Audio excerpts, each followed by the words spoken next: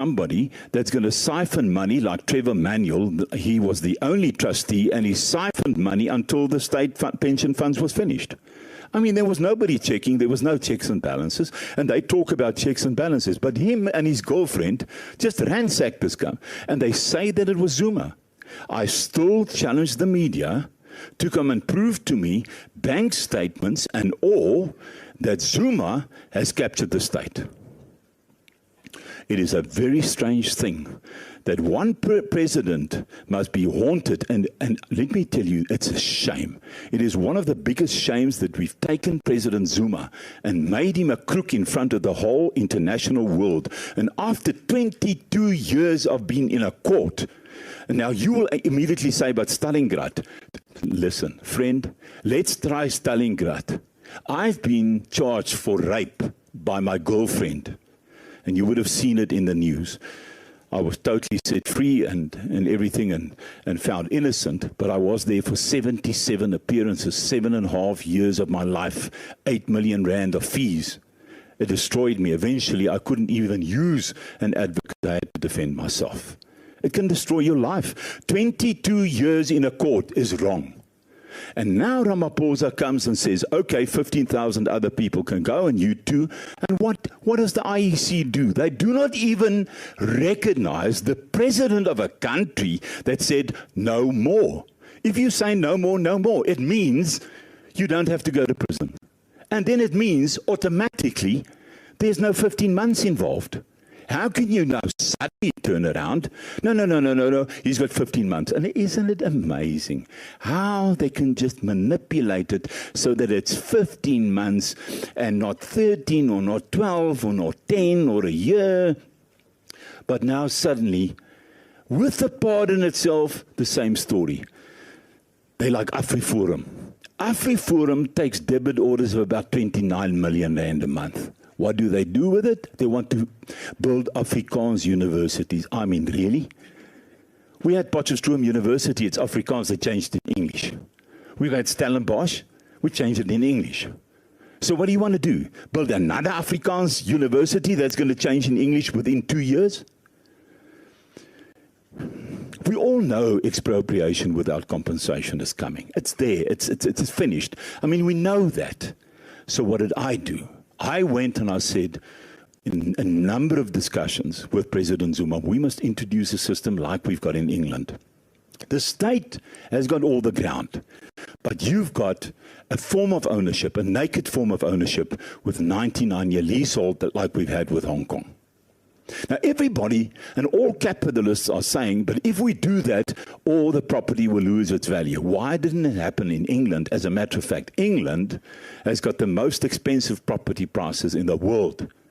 We are not saying expropriate everybody's land, and hopefully that is not the plan of the ANC. But if we get rid of Ramaphosa, we get rid of the World Economic Forum in the form of his brother-in-law, right? In fact, if you get rid of Ramaphosa, you've got no more ANC on the top.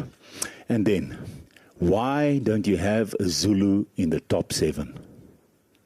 My goodness gracious, the Nguni group in South Africa, you must recognize and respect as the biggest group and the only person, only one that really has a king that is active. And what did Ramaphosa do? Okay, he introduced him, then he said to him, let's go to the Soccer World Cup. Great. It wasn't safe for the Zulu king to go to the Soccer Cup, so President Zuma, the only ever good president we had after Madiba, said, listen, don't go there, it is dangerous. You're in a fragile situation with your wife. Your brother wants to kill you, there's a lot of KwaZulu-Natal killings. So don't go to the Soccer World Cup. So what did Ramaphosa do? He went quickly around, got him in the Joburg Hotel. I went after, so Matsepe came out, greeted him, I went up.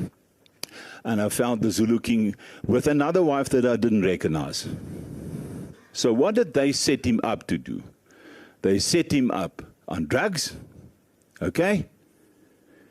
And they started taking the photos. This is South Africa. set him up on drugs, and now they've got all excuses. He's in hospital, he's here, he's there, he's there.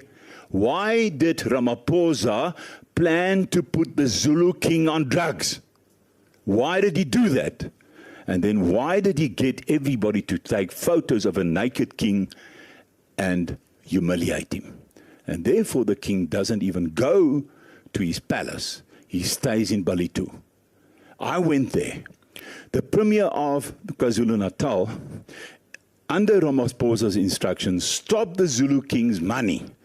So I had to supply the Zulu king and pay for his staff. None of his staff, a Zulu king, a proud man, was humiliated in this fashion, caught by drugs. And then they can do with him whatever they want to.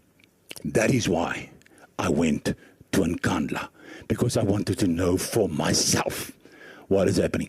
That is why I became a friend of the Zulu king that disappeared suddenly, because they've given him drugs at the Soccer World Cup, and he was never the same. And then the fights with his brother, the killings, and all those things starts. If we shine a light of truth on South Africa, we can build the greatest nation. But if we're a steenhuisen that cannot stand for example, it's a very interesting thing. Our ministers, if they lose their job in the ANC now, 2 months, they can't pay rent. 2 months, that's a terrible system.